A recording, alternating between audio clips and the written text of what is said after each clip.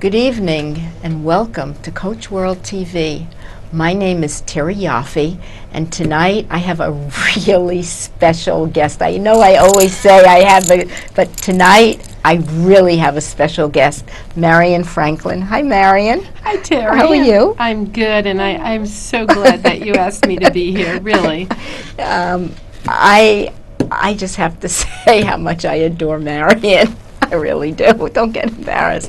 I've known Marion a couple of years, and we've really gotten to know each other in the last couple of months, and one reason is I'm in one of her programs. But before we get to that, Marion is a life coach, she is a mentor, she is a coach trainer, and she's an author and working on a brand new book, which is going to be a guidebook to making masterful coaching simple. Get to the point. And she is also an MCC, which is a Master Certified Coach since 2006. Well, I don't know what else to say. I am making my way to being a masterful coach, and with Marion at my side, I have no doubt that sometime next year I will do that. Yes. So I have a 100% record so far, and I'm not going to let you ruin it. I hope you don't. Absolutely. So, Marion, most coaches don't exactly kind of slip out of the womb being coaches, if you will. Right. What's your background prior to coaching? Oh my gosh, I've had so many lives. Okay, well. But I think, I was a high school teacher. And, Oh, really? Yeah. Oh, Yeah, I gosh. taught business subjects. And that's where I really got the teaching part. That's like just never leaves me. Okay. And then, a succession of different careers, we'll say. But in one of my last jobs after I'd gotten divorced, I was really lost. And I met somebody who said, I'm going to be doing a workshop, are you interested? I said, sure. I mean, I was kind of almost like, I want to say desperate, no clue what my life was looking like. And so I went to this workshop, and I was blown away, absolutely blown away by the transformation I was seeing in people. And then one day I said, oh, must be happening to me too. And so I became a workshop junkie. And I just kept going to these workshops.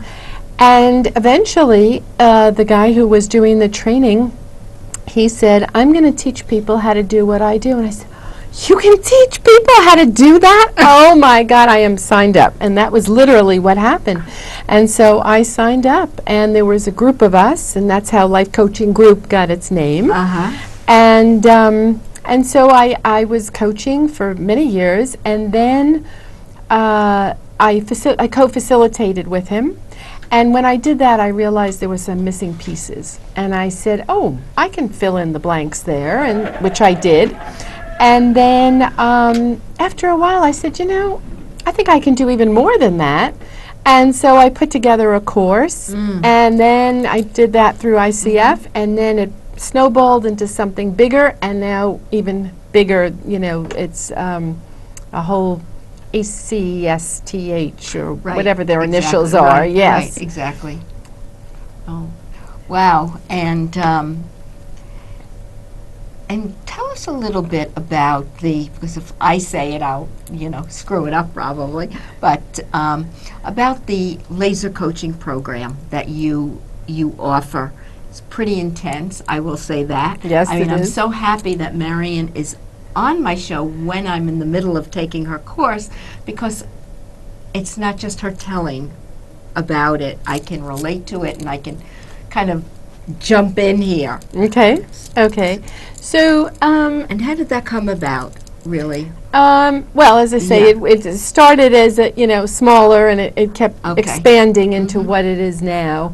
And I think I was inspired by Thomas Leonard, when I realized, when I listen to a lot of coaches, they're missing what I think is missing some connections, and not getting to the point. I find there's just a lot of what I call extraneous questions and asking things that technically are, I want to say, irrelevant, or maybe the kinds of things a therapist might ask to get more details, but in coaching it's just not really so appropriate. Right. So I created this laser program, and I decided that one of the ways I'm going to teach it, I'm going to tell a lot of stories, because clients come to the coach with a story always. They have a story. And stories are an easy way to learn things. And what I was going to do is take these stories and take examples, constant examples. And so to describe, instead of talking about coaching and talking about principles and talking about how to do something, I think as you know, right from the literal first moment, everybody's already coaching. In lesson 1, everybody's already coaching. And what's so great about that is nobody realizes it, because it's like just natural. It's just, we start with learning how to say what you're hearing. Right. And that's not usually taught I don't think, in that, in that way. Right. I have been coaching for 11 years. Thought I was a pretty good coach. I mean, I still think I am. Yes, yeah, I think so. And taking Marion's course has really made me aware of the difference between good coaching and masterful coaching. And there is a difference. It's like you can be a good coach here, and then there's somewhere, I don't know where, up in the heavens, that you get to masterful coaching. And it's a huge chasm. I personally think that. And Marion is just a wealth of stories, and I don't even know where they come from, truly. But coaching, I think that a lot of it's become more known, coaching, than it was 10 years ago, 15 years ago. I think when you said, I'm a coach, they'd say, what sport? Right, Yeah. sport. Yeah. So it's become much more known, and more people are interested in it. Not only becoming coaches, but in the coaching process. Yes. And I know people say, oh, is coaching therapy? From your perspective, what do you see the difference? If you wouldn't mind jumping in. Okay. A little bit, just to... Well, one of the things, especially now that I'm watching in treatment from seasons ago, but I'd say the main difference, I mean, first of all, it's the relationship. Right. Coach and client really are equal partners, whereas in therapy, the therapist does have the expertise, and it's pretty much therapist and patient. But aside from that, and I think like we started to talk about before, one of the really big differences, I don't need any details in coaching. I am interested in who this person is, how this person behaves, and I'm not going back and finding out in any great detail, where this started. I might dip into that, but I'm not spending any time there. I am immediately back into the present moment, which a lot of coaching, I mean, there are so many different therapy modalities now, but I think there is a psychological touch to what I teach, and I think that helps people because we get to understand human beings better. Right.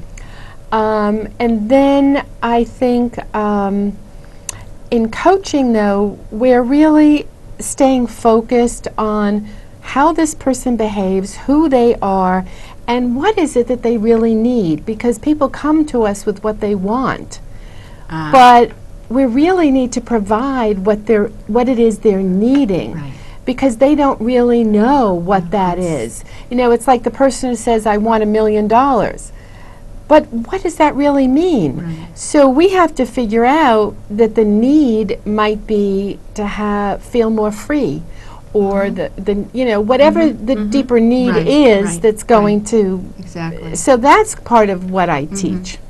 And I really realize that, we can look at, they come for this is what they want, but then it's figuring out what do they really need, and that's what we're addressing. Because my sense is once you understand what their needs are, their wants will take care of themselves. Yes, very much so. Yeah. Because my thing is, by doing this laser coaching, you're looking for the truth. And everybody says, well, of course, we're always looking for truth. Yeah, right. But in actuality, most of what clients tell us is perception. So we have to learn how to distinguish what is really true and what is their perception. So, my boss hates me is a perception. Right, right. But some coaches will just say, oh, well, let's see what we can do then, But that's not Right. where we want to go. We want to Right. go to what is that really all about, and what can we do so that you can feel better in this situation versus worrying about the boss is irrelevant. So I think there's a lot. It's where the focus is also makes such a difference. Right. I truly love your passion for this. I mean, and that truly comes across on the calls. And no matter what, there's so much passion and so much wanting the participants to really get it and understand it, but not from a negative or a you got to do it this way. It's very nurturing almost. That's the word I want to use. That's the place that you nurture us.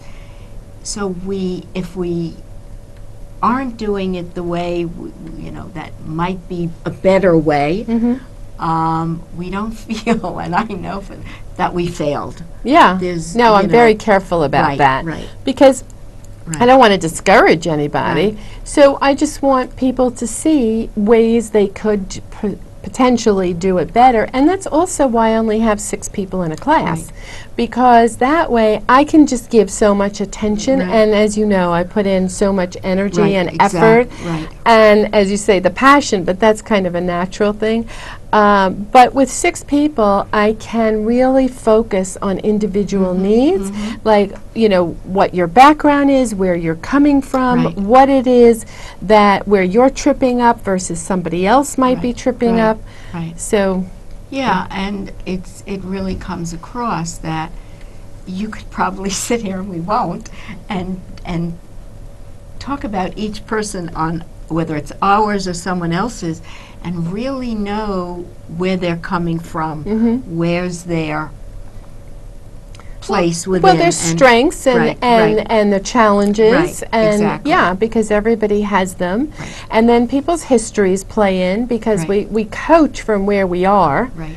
And Right. so that definitely plays into it. It's a very intense program. It is very 6 intense. hours a week. But even though I complain a lot, it's very worthwhile. Can I go like this Yes, behind you your may. back? Yes, you can, in front of me.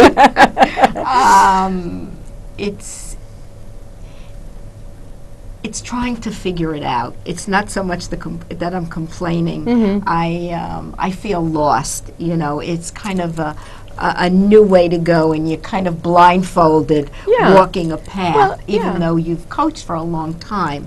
And It's a different methodology right. because what my whole thing is to get rid of all the jargon, all the expressions, Right. all the prepared questions. I never understood that, but prepared questions. Yes, And just really make it sound like it's a natural conversation. And when I'm coaching, it just sounds like it's natural. And everybody says, well, how did you do that? Right, and exactly. then I have the ability to go back and say, okay, here's what came into my head. Here's what was going on in my mind. This is what prompted this question. So you don't even think about. You listen. The whole trick is to listen. That's it. It's Really all listen. in the listening. I am so convinced that people don't really know what they're listening for. That's part of it. And so when you're listening for truth and all the time that you can't just take what they're telling you at face value because it may not be like that. It's Right. their version Right. of. Exactly.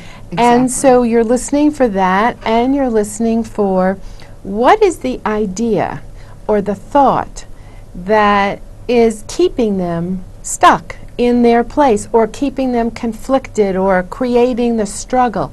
What is it that they believe to be true?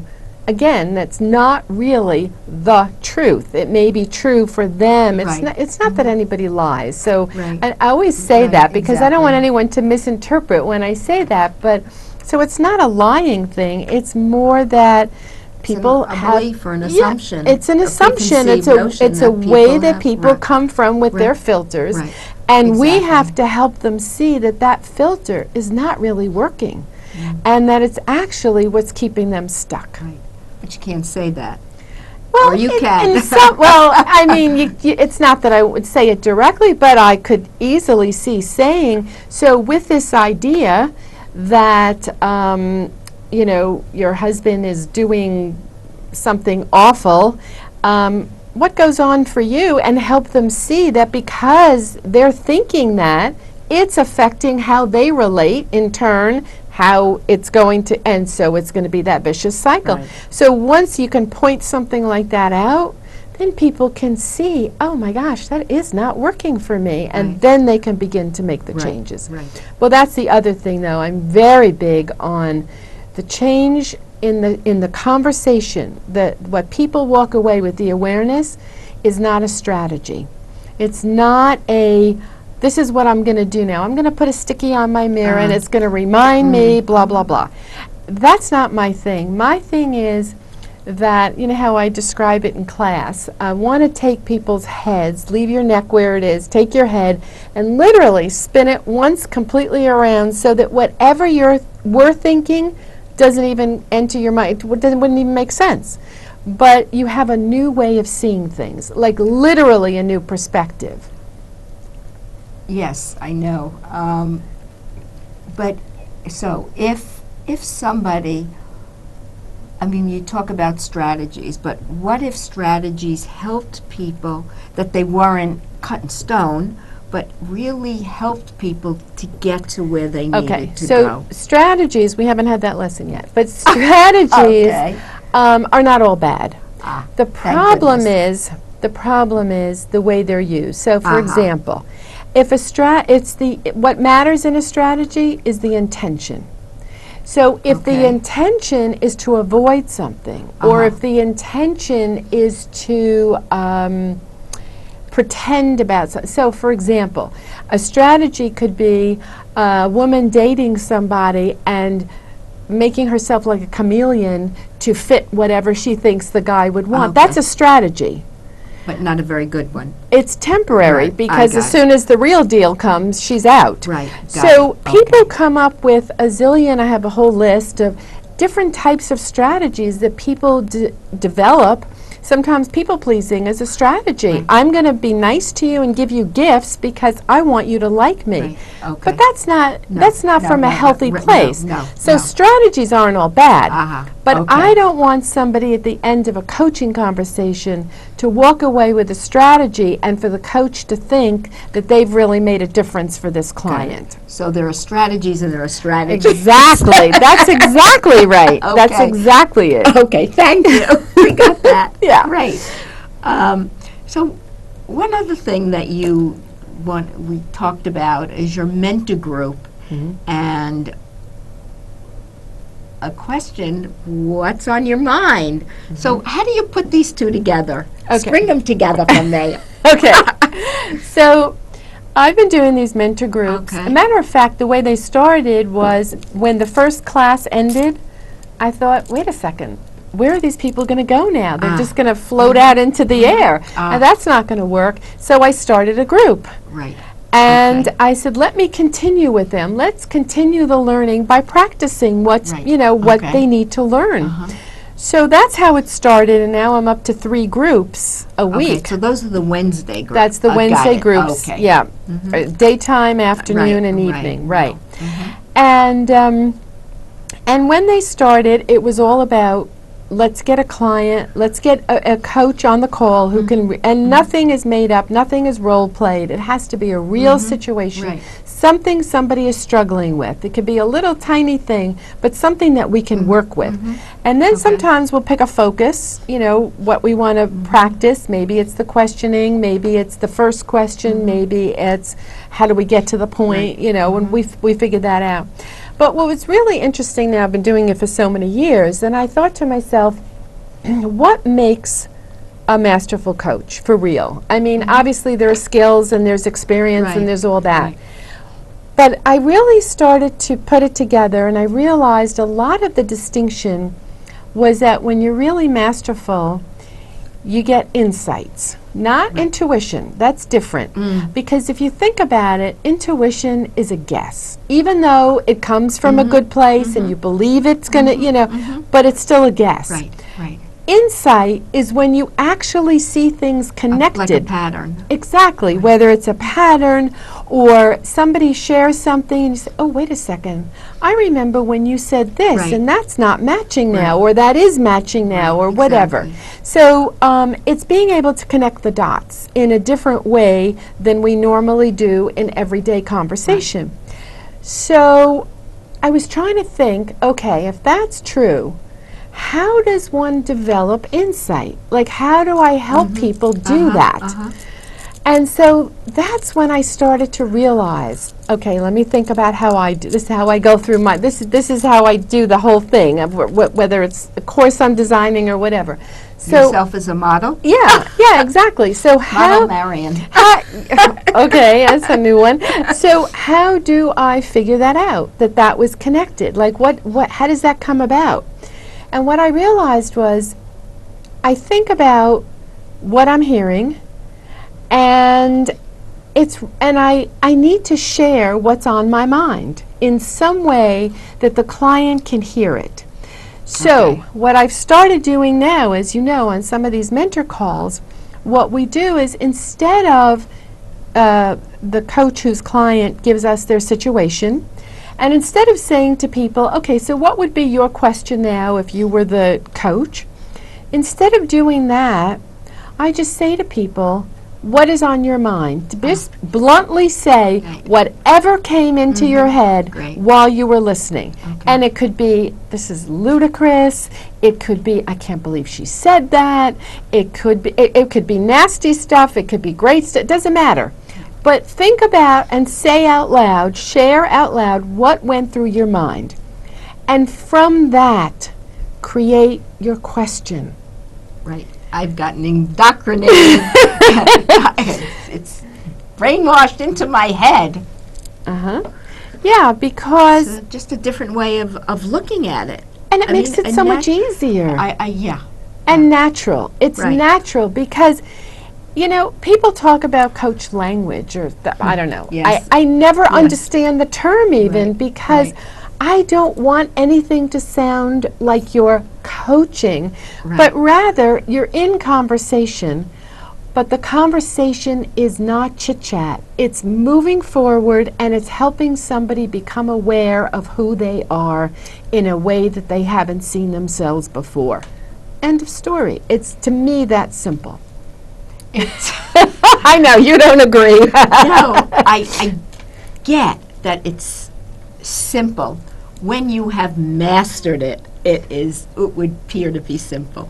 While you are in the woods, trying to find your way with no clear path, not quite so simple.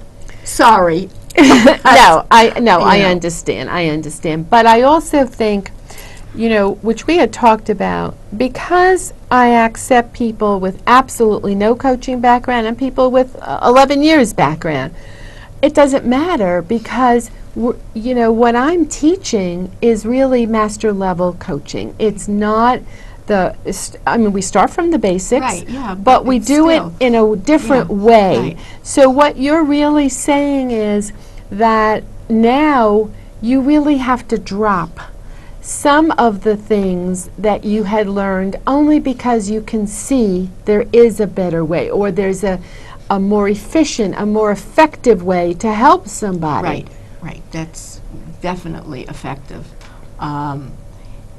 And when you go to coaching schools, none of them really, you learn to coach. Mm-hmm. And where I went to school, there were different modalities, different areas that you would coach. And I like some of them. They really, I think, are very effective. Mm-hmm. They could be better. Mm-hmm. But it's really breaking down exactly what we're doing from your opening with, telling us a story and having us repeat back and looking from that point, from the very essence of what are we doing here? What's going on? What are we listening for? Up to where we are right now, it's the progression of all of this, and it's like a piece of a puzzle. So you've got this piece, and then you've got that piece, and how do they fit together? So by the end, you've got this whole puzzle that's all neatly fit together. Yeah, because it's a successive conversation, Right. and so I've broken it down, and I think that's the part that's probably one of the most unique things, the elements of a conversation. Right. How to literally start it without inviting all that story and all Right. the, what was your week like? That's therapy stuff. But really breaking it down into sections, but not into a formula by any means. Right. But just what are we listening for Right. and where are we going Right. and how to do that. And then all the elements that come into play, themes and people's needs and themes of what you hear about a person. Right. That's, so you've got the outline, then you're kind of filling it in to make a picture. But it becomes natural. I mean, don't forget, you're only, been doing this now not even half the time Right. yet. So it all pulls together, and I see it over and over again. People are literally coaching in week 5, even if they've never had any coaching. Right. They have Right. clients, they're working with people pro bono, but they are working Right. with people, and it's going well. Yeah. Yeah, because there really is, it's how to have the conversation, but I think the themes really is also very unique. I consider it my like With most. that, yeah. we have to Okay, kind we have of. Okay. Marion's website is on our screen, www.lifecoachinggroup.com, if you would like to get in touch with her. And I always don't leave enough time to say thank you, and I always get cut off. So I want to properly say we could have gone on, and I apologize that I have to jump in, but I have just so enjoyed having you and speaking with you. It's just been a great pleasure. Oh, it's been my pleasure, really. It's really a lot of great learning, and I want to thank you for joining us tonight, and for the next couple of months we'll be here. So good night.